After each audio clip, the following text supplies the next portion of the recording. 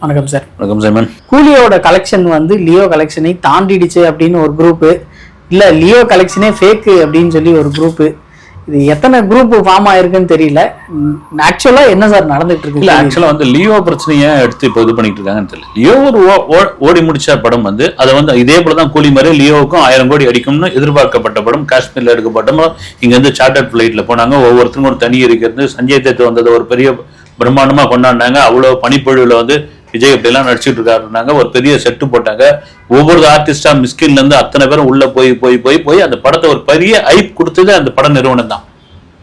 ஆனால் அந்த படத்தை பார்த்த பிறகு நாங்க என்னென்னலாம் நினைச்சிட்டு வந்தோமோ அதெல்லாம் செகண்ட் ஹாஃப்ல இல்லப்பான்னு நிதர்சனமான உண்மை. இதுதான் விமர்சனம். அதுவே அந்த படத்துக்கு வந்து ஒரு பெரிய பெரிய பின்னடைவு ஆயிடுச்சு. ஆனாலும் அந்த படம் ஒரு நல்ல வசூல் வந்து நீங்க இந்த 400 கோடி 440 கோடி அப்படின்னாங்க. அந்த கிராஸ் நெட்டு இதெல்லாம் உங்களுக்கு அந்த வியாபாரம் தெரியல. அதோட சேர்த்து பாத்தீங்கன்னா அந்த படம் வந்து 600 கோடி எடுத்து கலெக்ட் பண்ண படம். அது ஏன் இப்ப எடுத்து பண்ணிட்டாங்க? நம்ம கூலிக்குள்ள வரும்பொழுது ஜெயிலரை தாண்டி ஒரு வசூல் வந்து கூலிக்கு வரும். இன்னைக்கு பாருங்க சைமன், 10வது நாள் இப்போ நம்ம பேசுறோம். 10வது நாளும் நான் வந்து ஓவர்சீஸ்ல இருக்கிற ஒரு நண்பர்கள் கிட்ட பேசினப்போ ஃபுல்லு சார் அப்படின்றாங்க. இதுல ஒரு பியூட்டி என்னன்னா, இலங்கையில் கூலி வந்து பெரிய வசூல் அடிச்சிருக்கு. இலங்கையில வந்து அந்த படத்துக்கு வந்து முதல் நாள்லாம் பாத்தீங்கன்னா ஒரு கலவையான விமர்சனம் இருந்தது. அடுத்தடுத்தது இந்த படத்துக்கு எனக்கு பெரிய வருத்தம், உங்களுக்கும் எல்லாருக்குமான வருத்தம் என்னன்னா, இது ஏன்பா ஏ சர்டிஃபிகேட் கொடுத்தீங்க அப்படின்னு. அதான் தியேட்டர்காரங்க சொல்றாங்க. எதுக்கு சார் கொடுத்தாங்க? நம்ம படம் பார்க்கும்போது அந்த அளவுக்கு பெருசா இந்த கை தனியா போறது, கால் தனியா போறது, நீங்க ரஜினி படத்தையே எடுத்து பாருங்க. வந்து அதுல தலையேற்ற மாதிரியே ஒரு சீன் இருக்கும். கிட்டத்தட்ட ஒரு 2-3 செகண்ட் அப்படியே நிக்கும் அந்த காட்சி வந்து. இதுல ஒண்ணுமே இல்லை வந்து. ஆனா எதுக்கு ஏ கொடுத்தாங்கன்னு தெரியல. இதுக்கு எப்படி நாங்க எதுக்கும் காம்ப்ரமைஸ் ஆகல அப்படின்னு. ஓகே, அது ஏ இல்லாமல் யூஏவோ இருந்திருந்தால் இந்த படம் சூப்பர் டூப்பர் ஹிட் என்பதில் மாற்றுக்கிறது கிடையாது. தமிழ்நாட்டில் இது நாள் வரைக்கும் பாத்தீங்கன்னா 160 கோடி ரூபாய் கலெக்ட் பண்ணிருக்குன்னு ஒரு நண்பர் சொன்னார்.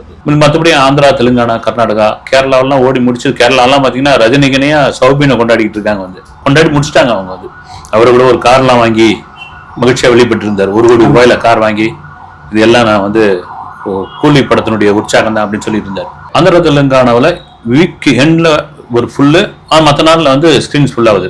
இதுல இன்னொரு விஷயம் என்ன தெரியுங்களா? வார் 2 நம்ம அந்த படத்தை குறைவா ஒன்றும் சொல்ல வந்து இது வரைக்கும் 360 கோடி ரூபாய் தான் கலெக்ட் பண்ணிருக்கு வார் 2. கிட்டத்தட்ட தயாரிப்பு நிறுவனத்துக்கு அந்த அளவுக்கு எதிர்பார்த்த அளவுக்கு இல்லை. நார்த்ல தெலுங்குல கூட இதுல கூட போடல. நம்ம பார்த்தோமே நகரில பக்கத்து தியேட்டர்ல. அது எங்க சார், அங்க தியேட்டர்ல படம் பார்த்துட்டு வந்தவங்க கம்ப்ளைண்ட் பண்ணிக்கிட்டு இருந்தாங்க, எங்கயா ஜூனியர் என்டிஆர் கொஞ்ச நேரம் தான் வராரு அப்படின்ற மாதிரி. அதுல ஒண்ணுமே இல்லாம போயிடுச்சு. இப்ப என்னன்னா கூலி தான் மறுபடியும் இன்னைக்கு 10வது நாள். இன்னைக்கு ஒரு சனிக்கிழமை, நாளைக்கு ஞாயிற்றுக்கிழமை. உங்களுக்கு தெரியும் திங்கக்கிழமை ஒரு கலெக்ஷன் அனௌன்ஸ்மெண்ட் சன் பிக்சர்ஸ் கொடுத்தாங்க. இப்போ வரைக்கும் நான் கேட்டப்போ அன்அஃபிஷியலான தகவல் என்னன்னா ஒரு 600 கோடி ரூபாய்க்கு மேல இந்த படம் கலெக்ட் பண்ணிருக்கு. அதுவே பெரிய வெற்றி தானே. லியோ பஞ்சாயத்துக்குள்ள வந்தோம்னா அதுல வந்து கிராஸ்ன்றது டோட்டல் கலெக்ஷன் அது வந்து 650 crores அப்படின்னு சொல்றாங்க. இவங்களுக்கு வந்தது மட்டும்தான் 400 crores. அது ஷீட்டோட எடுத்து போட்டாங்க. இந்த தவறான செய்திகளை பரப்புறது யாரு சார்? விஜய் ரிலேட்டடா ஏதாவது ஒரு தவறான நியூஸ் வருது அப்படின்னா அது வந்து ரஜினி ஃபேன்ஸ் தான் பண்றாங்கன்றாங்க. ரஜினி ஃபேன்ஸ் வந்து ரஜினி சாரோட பிலிம் ஏதாவது ரிலீஸ் ஆகுது, அதுக்கு நெகட்டிவ் ரிவ்யூ யார் அடிக்கிறாங்கன்னா விஜய் சாரோட ஃபேன்ஸ் பண்றாங்க அப்படின்னு சொல்லிட்டு இருக்காங்க. பிரச்சனை தீர்றதுக்கு முன்னாடி இந்த பிரச்சனையை பண்ணுபவர்கள் இது மாதிரி கேமரா முன்னாடி நின்று பேசுறவங்களா பாத்தீங்களா நீங்க?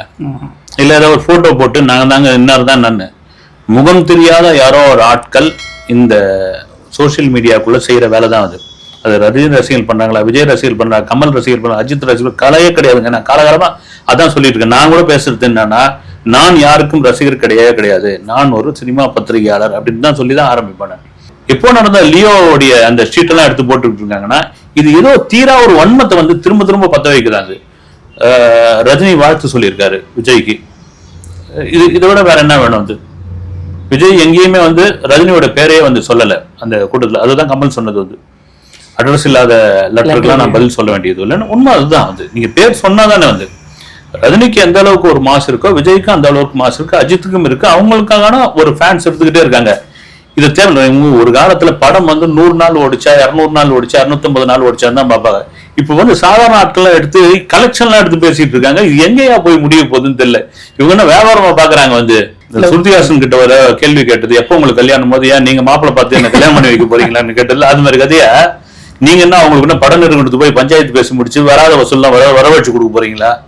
ஒண்ணும் கிடையாது. வந்து அவங்க வசூல் அவங்களுக்கு லாப நஷ்டம் தான் தெரியும். ஒரு பெரிய ஹீரோ வச்சு படம் பண்ணும்போது அவங்களுக்கு தெரியாதா?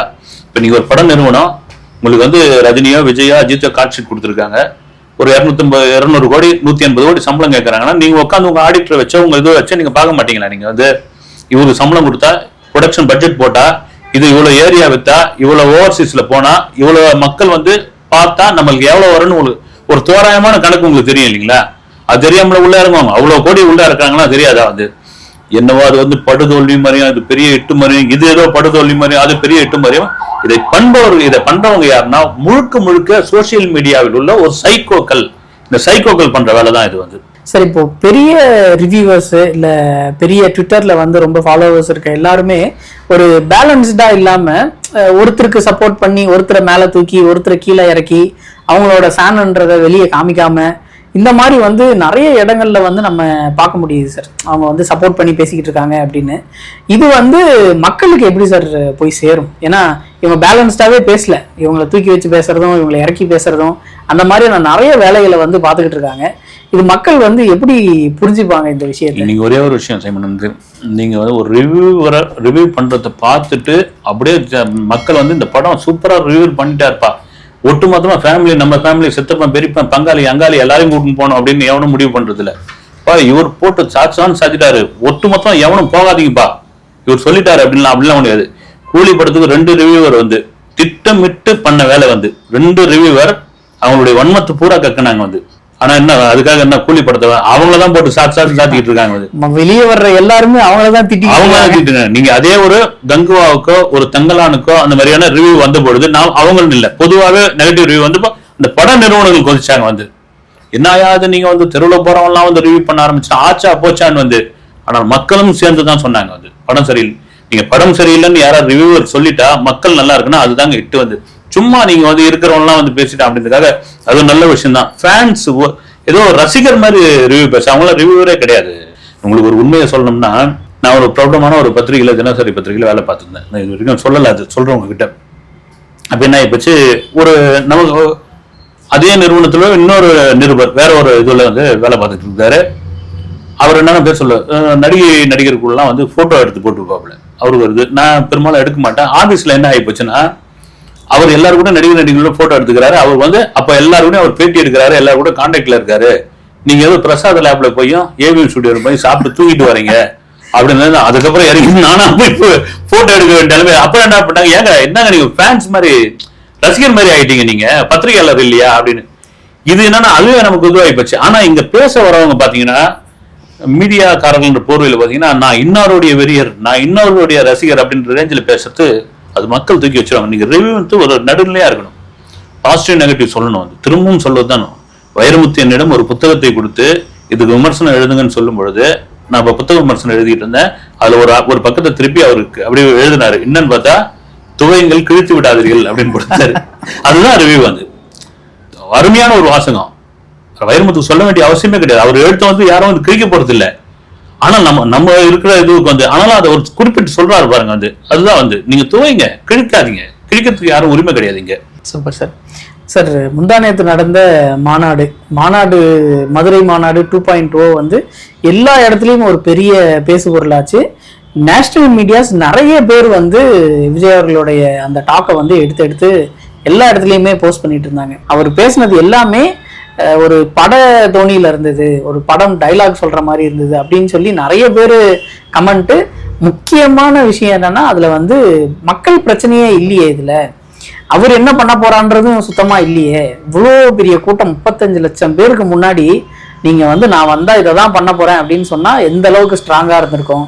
ஆனா அவர் இப்பயும் அந்த எதிர்ப்பு அரசியலை தான் திரும்ப கையில எடுக்கிறாரா அப்படின்ற ஒரு தாட் வந்து எல்லாருக்குமே வந்திருக்கும்னு நினைக்கிறீங்களா? இல்ல, இந்த கேள்வி ஒரு நியாயமான கேள்விதான். உண்மையிலேயே வந்து எல்லாருக்கும் ஒரு உண்மையிலே வந்து விஜய் என்ன நினைச்சாருன்னு தெரியல. ஒரு வேளை வந்து ஒரு வேளை அந்த கூட்டத்தை பார்த்த உடனே பயங்கர மகிழ்ச்சி ஆயிட்டாரா, அல்லது வந்து ரொம்ப எமோஷனல் ஆயிட்டாரா? எமோஷனல்ல என்ன, ஏன்னா அவர் அந்த ரேம்ப் வாக்கு போயிட்டு வந்த பிறகு கண்ணெல்லாம் ஒரு மாதிரி கலங்கி அப்படிலாம் நின்றுட்டு இருந்தாரு. ஆனா நீங்க சொல்றது என்னதான் கண்ணை கலங்கினாலும் இது பண்ணாலும் ஒரு தலைவர்னு இருக்கும்போது உணர்ச்சி வசப்படுதல் கொஞ்சம் குறைவாகவே இருக்கணும். ஆனா நீங்க சொல்லும் போது இவ்வளவு பெரிய கூட்டம், இவ்வளவு பெரிய மீடியாக்கள் நம்மளை சுத்தி இருக்குதுன்னு நிறைய பிரச்சனைகள், மக்கள் பிரச்சனைகளை பேசியிருக்கலாம். ஆனா அவருடைய எதிர்ப்பு அரசியலை காட்ட ஆரம்பிச்சதுக்கான காரணம்னா, நாங்க வந்து திரும்ப என்னன்னா, அவர் விஜய் நினைச்சது என்னன்னா, எப்ப இன்னைக்கு தமிழகத்துல எத்தனை கட்சி வேணாலும் இருங்க, டிவிகே வெர்சஸ் டிஎம்கே தாங்க அதுதான் அப்படின்னா ரொம்ப உறுதியா இருக்கிற ஒரு விஷயம். நீங்க பேசுறதாகட்டும், நான் பேசுறதாகட்டும், மற்றவர்கள் விஜய் பத்தி பேசுறதாகட்டும், பொதுவாக நம்மளுக்கு மட்டும் அந்த கிரெடிட் எடுத்து விரும்பல. எல்லாத்தையும் விஜய் பார்த்துட்டு இருக்காரு, எல்லாத்தையும் பார்க்குறாரு. அதுதான் அந்த மாநாட்டிலையும் தெரிஞ்சது. வந்து தொடர்ச்சியா விஜய் மீது வந்த விமர்சனங்கள், தொடர்ச்சியா வந்து குறைவா பேசுறாருன்னு சொன்னது, அப்புறம் வந்து வெளியே வர மாட்டாரான்னு சொன்னது, வந்து அவரை வந்து தொடர்ச்சியா தாக்குனவர்கள் அதுக்கெல்லாம் பதிலடி கொடுக்குற மாதிரியான ஒரு ஸ்பீச்சா இருந்தது. வந்து அதுதான் வந்து என்ன சொல்றது, ஒரு சீரியஸாவும் பேசாம, ரொம்ப மெதுவாகவும் பேசாம, ஒரு சட்டையரா ஒரு நகைச்சுவை கலந்த ஒரு பாணியில பேசுறது ஒரு வித்தியாசமா இருந்தது. ஆனா இன்னும் பேசியிருக்கலாமே அப்படின்னு ஒரு கருத்து 33 நிமிஷம் விஜய் பேசுறதே எனக்கு பெரிய ஆச்சரியமான விஷயமா இருந்தது. அதுல சில பேர்லாம் சொல்லியிருந்தாங்க, இந்த அங்கிள் சொல்லத்தெல்லாம் தவிர்த்திருக்கலாமே, ஏன் வந்து இதெல்லாம் இப்ப சொல்ல வேண்டியதுன்னு. அப்பான்னு ஒரு விஷயத்தை அவங்க கொண்டு வந்து சேர்த்த போது அதுக்கு ஒரு இதுவா விமர்சனமா பண்ணியிருந்தாரு, கிண்டலா பண்ணியிருந்தாரு. ரைட்டு. அதான் நீட்டு பத்தி பேசியிருந்தாரு, பரந்தூர் ஒரே ஒரு இடத்துல மென்ஷன் பண்ணியிருந்தாரு. ஆனால் இன்னும் இந்த 4 வருட காலங்களில் தமிழகத்தில் ஆட்சியில் என்னென்ன குறைகள் இருந்ததுன்னு ஒரு லிஸ்ட் போட்டு பேசியிருக்கு. நீங்க எந்த கட்சியா இருந்தாலும் சரி, நீங்க இப்ப இந்த எலெக்ஷனை வந்து ஒரு ஆளுங்கட்சி எதிர்த்து தான் பண்றீங்க அப்படின்போது அது உள்ள குறைபாடாது. டிஎம்கே இருக்கட்டும், ஏடிஎம்கே இருக்கட்டும், அதை சொல்லியிருக்கலாம். சமகாலத்தில் இந்த காலகட்டங்களில் மத்திய அரசால் என்னென்ன பிரச்சனைகள் நடந்தது, மாநிலங்களுக்கு என்ன பிரச்சனை, மக்களுக்கு என்ன பிரச்சனை நடந்தது, அதை சொல்லியிருக்கலாம். அதோட பாத்தீங்கன்னா நாங்க யார் பக்கம் இருப்போம், நாங்க யார் கூட இருப்போம், நாங்க எப்படி இருப்போம் அப்படின்னு தான் அவர் சொல்லிட்டு இருந்தாரு. ஆனா அந்த ஸ்பீச் பெரிய வைரல் ஆச்சு. நம்ம இல்லைன்னு சொல்லிட முடியாது. எடுத்து நீங்க எந்த சேனல் எடுத்து பார்த்தாலும் ஒவ்வொருத்தரும் ஒவ்வொரு விதமா போட்டு வெளுத்துக்கிட்டு இருக்காங்க. வந்து சில பேர் வந்து வரவேற்பு கொடுக்குறாங்க. ஏன்னா அவர் பிறந்ததுல இருந்து ஒரு அரசியல் குடும்பத்துல இருந்து வந்தவரும் கிடையாது. ஒரு இயக்கத்துல அடிப்படையில இருந்து ஒரு போஸ்டர் ஒட்டி ஒரு வட்ட செயலாளர், மாவட்ட செயலாளர் இப்படி ஆகி வந்தவரும் கிடையாது. ஒரு ஆக்ஷன் கட்டு சொல்லி அதில் வளர்ந்தவர் தான். ஆனா வந்தாச்சு அரசியலுக்குள்ள. அவரும் போன மாநாட்டிலேயே இதுல சொன்னதுதான், நாங்க இப்பதான் முதல் அடி எடுத்து வச்சிருக்கோம். குழந்தை எங்க கையில வந்து ஒரு பாம்பு கையில பிடிச்சிருக்கோம், அரசியல்ன்ற பாம்பை நாங்க கையில பிடிச்சிருக்கோம், அந்த தைரியத்தில் தான் பிடிச்சிருக்கிறோம், குழந்தையா இருந்தாலும் அப்படின்னு சொல்லிட்டாரு. அதனால இதை வந்து ஒரு 2வது கன்னி பேச்சா கூட நம்ம எடுத்துக்கிட்டாலும் வந்து இனி வரும் காலங்களில் நிறைய கூட்டங்கள், நிறைய மேடைகள், நிறைய பொதுக்கூட்டங்கள், நிறைய தெருமுனை கூட்டங்கள், மக்களை சந்திக்கிற விஷயங்கள், இதெல்லாம் பண்ண என்ன ஆயிடும், விஜய்க்கு அந்த ஃப்ளோ வந்துடும் நினைக்கிறேன். இதுதான் பேசணும் அப்படின்னு. இதே கூட நிறைய பேர் ரசிச்சாங்க. எனக்கு தெரிஞ்சவங்க நான் கூட சொல்லியிருந்தேன், இந்த முன்னுரை முடிவுரை எல்லாம் இல்லாம பேசியிருக்காரு அப்படின்போது, ஏங்க இதுவே நல்லா இருந்தது, எதுக்கு வந்து இவர்களே அப்படின்னு எடுத்து போனோம் அப்படின்னு. இதுவும் நல்லா தாங்க இருந்தது. நாங்க அது. ஆனால் நீங்க சொல்ற மாதிரி இன்னும் பல பிரச்சனைகளை விஜய் பேசியிருக்கலாமே அப்படின்னு என்னுடைய தனிப்பட்ட ஆதங்கம் கூட. ஓகே சார், அடுத்த வீடியோவில் சந்திப்போம் சார். நன்றி சார். வணக்கம்.